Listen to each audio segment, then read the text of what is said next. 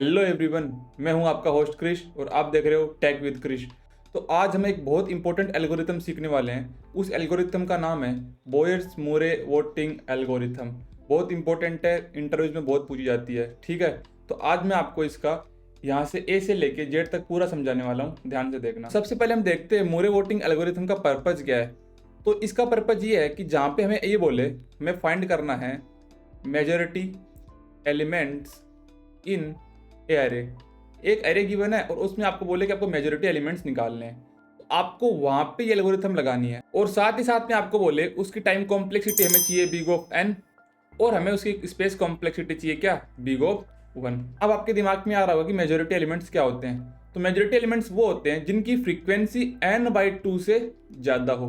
आपने क्या बोल दिया समझ नहीं आया, अभी समझा देते हैं। एग्जाम्पल लेते हैं, मेरे पास एक एरे है 1 2 2 1 1 2। ओके, इसके अंदर n क्या है, यहाँ पे मेरे पास size of array, size of array. तो यहाँ पे n कितना है 1 2 3 4 5 6 7। ठीक है, तो n क्या है, n है मेरे पास 7 और मैं उसको क्या करूँगा n/2 मतलब कितना आ जाएगा 7/2 कितना होता है, ये मेरे 3.5 होता है। मतलब मेरे पास वो एलिमेंट चाहिए मेरे को जिनकी फ्रीक्वेंसी का मतलब होता है वो कितनी बार आ रहा है उसके अंदर। ठीक है, वो एलिमेंट चाहिए जिसकी फ्रीक्वेंसी या तो 4 हो या वो 4 से बड़ी हो, यानी या तो 4 होनी चाहिए या वो 4 से बड़ी होनी चाहिए। तो इस एरे के अंदर आप देखो हमारे पास 1 की फ्रीक्वेंसी कितनी है 3 है, 2 की फ्रीक्वेंसी कितनी है 4 है। तो यहाँ पे मेरे पास जो मेजोरिटी एलिमेंट है वो है मेरे पास 2। तो ये वाला मेरे पास यहाँ पे मेजोरिटी एलिमेंट है। ठीक है, मेजोरिटी एलिमेंट की ये कंडीशन होती है। ठीक है, इतना समझ में आया। ठीक है, आपको उसका पर्पस तो समझ में आ गया होगा। अब मैं आपके लिए एक एग्जाम्पल लेता हूँ और आपको इसको समझा देता हूँ बहुत अच्छे से। एग्जाम्पल लेता हूँ, अरे ले रहा हूँ 1 2 2 2 1 2 1। तो आपको मैंने क्या बताया था, हम मेजोरिटी एलिमेंट्स पे लगाते हैं। ठीक है, तो मेजोरिटी एलिमेंट की कंडीशन क्या होती है, n/2 से ज़्यादा होनी चाहिए।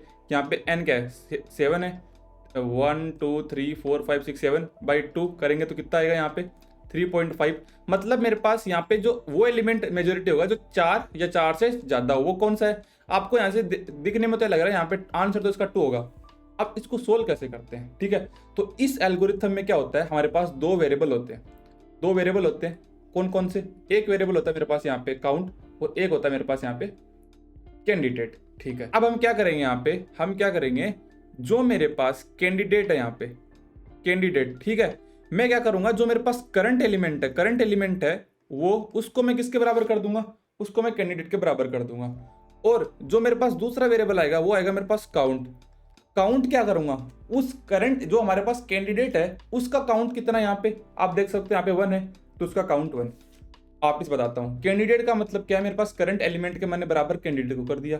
और काउंट क्या है, काउंट है मेरे पास उस कैंडिडेट का कितना काउंट है, कितना 1 है, कर दिया। अब हमें क्या करना है, अब हमें क्या करना है, यहाँ से लेके यहाँ तक एक लूप चलाना है। तो पहली कंडीशन ये हो गई। अब दूसरी केस क्या होगा, हमें यहाँ से एक लूप चलाना है। लूप चलाना है, लूप चलाने में क्या करेंगे हम यहाँ पे, हम चेक करेंगे मेरे पास जो कैंडिडेट है वो कितना है, कैंडिडेट मेरे पास 1 है। और मेरे पास जो यहाँ पे नेक्स्ट एलिमेंट है, नेक्स्ट एलिमेंट कितना है मेरे पास, नेक्स्ट एलिमेंट मेरे पास मतलब कैंडिडेट के आगे वाला कितना है 2। मैं चेक करूंगा क्या मेरे पास 1 = 2 है, नहीं है, बिल्कुल नहीं है ना। अगर वो बराबर नहीं है तो हमें क्या करना है, जो हमारे पास काउंट होगा ना, जो मेरे पास काउंट की वैल्यू है, काउंट की वैल्यू को मेरे को क्या करना है, वहां से कम करना है, कम करना है। कम कर दूंगा, कर दो भाई। मेरे पास काउंट कितना था, मेरे पास काउंट था यहाँ पे 1, अब कितना होगा काउंट 0। अब क्या होगा, अगर ये इक्वल नहीं आएंगे तो हमें काउंट को तो कम कर देना है। और जो मेरे पास कैंडिडेट है, कैंडिडेट क्या हो जाएगा मेरे पास प्लस प्लस, मतलब अब कैंडिडेट मेरे पास क्या बन गया 2 बन गया। ठीक है, तो अब मेरे पास यहाँ पे, अब मेरे पास यहाँ पे क्या हुआ, मेरे पास कैंडिडेट क्या आ गया, कैंडिडेट आ गया मेरे पास 2। और जब भी कैंडिडेट एक बढ़ा तो आपने क्या किया, काउंट भी एक बढ़ेगा, काउंट भी एक के साथ बढ़ेगा, क्योंकि उस कैंडिडेट आएगा जब भी अपना काउंट लेके आएगा। ठीक है, तो अब मेरे पास कैंडिडेट आ गया 2 पे। ठीक है, अब मैं कंडीशन चेक करूंगा, candidate = next element, next element. अब मेरे पास नेक्स्ट एलिमेंट क्या है 2 है, क्या मेरे पास 2 = 2 है, बिल्कुल है। अब मुझे करना क्या है, जब भी मेरे पास दोनों क्या होगा, जो मेरे पास कैंडिडेट और नेक्स्ट एलिमेंट इक्वल आएगा तो वहां पे मुझे क्या करना है, मुझे जो कैंडिडेट है ना, कैंडिडेट को नहीं छेड़ना और काउंट को मुझे क्या करना है, वहां से काउंट को मुझे क्या करना है, प्लस कर देना है। कर दो भाई, प्लस कर दो। ठीक है, तो मेरे पास कैंडिडेट तो यहाँ पे ही रहेगा, कैंडिडेट तो मेरा 2 पे ही रहेगा, और काउंट मेरे पहले पास कितना था, काउंट था मेरे पास यहाँ पे 1 था। अब वही काउंट मेरे पास यहाँ पे कितना हो जाएगा, काउंट मेरे पास 1 था, अब वो हो जाएगा 2। काउंट 2 हो गया, कैंडिडेट वहां पे ही है। ठीक है सर, इतना समझ में आ गया। अब करना क्या है, अब अगला क्या करेंगे, कैंडिडेट को हम वापस चेक करेंगे नेक्स्ट एलिमेंट। अब नेक्स्ट एलिमेंट क्या था, पहले कैंडिडेट इसका नेक्स्ट एलिमेंट 2 था। अब क्या करेंगे, कैंडिडेट का ये वाला एलिमेंट चेक होगा। ठीक है, तो वापस चेक करते हैं, क्या 2 इज इक्वल्स टू 2 है, बिल्कुल है। तो हमें यहां से काउंट को बढ़ाना है, तो पहले काउंट 2 था, अब काउंट कितना हो जाएगा, काउंट हो जाएगा 3। बट हमारे पास कैंडिडेट नेक्स्ट एलिमेंट का इक्वल आएगा, तो हमें कहां पे कैंडिडेट को नहीं बढ़ाना, सिर्फ काउंट बढ़ाना है। बढ़ा दिया। अब देखो वापस चेक करते, candidate equals to next element, क्या कैंडिडेट कितना है 2। अब मेरे पास नेक्स्ट एलिमेंट 1 आ गया भाई, 2 के बाद नेक्स्ट 1 ही तो है। क्या 2 इज इक्वल्स टू 1 है, बिल्कुल नहीं है। तो अब काउंट क्या हो जाएगा मेरा, काउंट यहाँ से माइनस माइनस हो जाएगा। मतलब पहले मेरे पास काउंट यहाँ पे कितना था, काउंट था मेरे पास 3, अब हो जाएगा 2। मतलब मेरे पास जब भी अगर दोनों अनइक्वल आएंगे तो मैं कैंडिडेट को वहीं रखूंगा, काउंट को कम कर दूंगा। ठीक है, अब मैं फिर से देखता हूँ, अब देखता हूँ कैंडिडेट कितना यहाँ पे 2, और उसके अगला नेक्स्ट एलिमेंट क्या है, उसके नेक्स्ट एलिमेंट है 2। क्या 2 इज इक्वल टू 2 है। ऐसे केस में हमें क्या करना है, हमारे पास जो काउंट है वो काउंट मेरे पास प्लस हो जाएगा। अब काउंट मेरे पास पहले 2 था, अब मेरे पास काउंट कितना हो जाएगा 3। और मुझे कैंडिडेट को जब हिलाना है जब मेरे पास काउंट 0 हो जाएगा। अब बताओ, आपने स्टार्टिंग में देखा यहाँ पे जैसे फर्स्ट स्टेप में क्या हुआ था, जैसे कैंडिडेट 0 हुआ था ना, तब हमने क्या हुआ था, कैंडिडेट को बढ़ाया था। यहाँ पे काउंट अभी तक 3 है, मतलब वो 0 नहीं बना। जब तक काउंट 0 नहीं बनेगा हम कैंडिडेट को वहीं रखेंगे। ठीक है, आप अगली स्टेप देखते हैं, इधर आओ थोड़ा सा, अब इधर आओ। अब मेरे पास कैंडिडेट कितना है, अभी भी 2 ही है। क्यों, क्योंकि मेरे पास काउंट 0 नहीं हुआ, तो कैंडिडेट मेरा नहीं हिलेगा।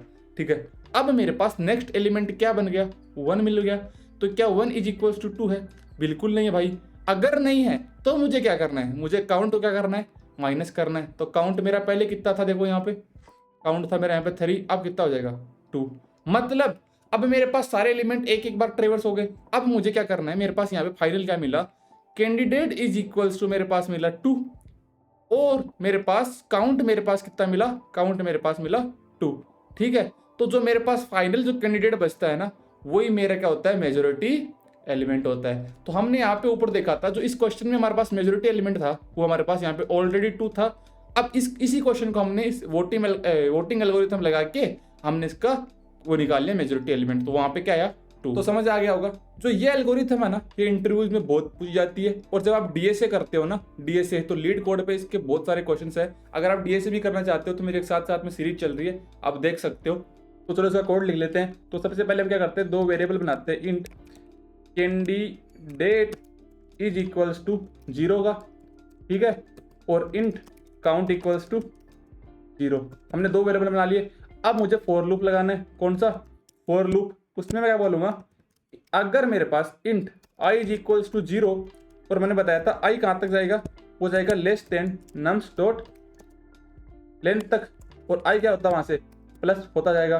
तो मुझे अगर मेरे पास, हम लूप में क्या बोलेंगे, इफ अगर मेरे पास स्टार्टिंग में मेरे पास काउंट क्या आया था, अगर 0 आएगा तो मुझे केस लगाना है कि जो मेरे पास कैंडिडेट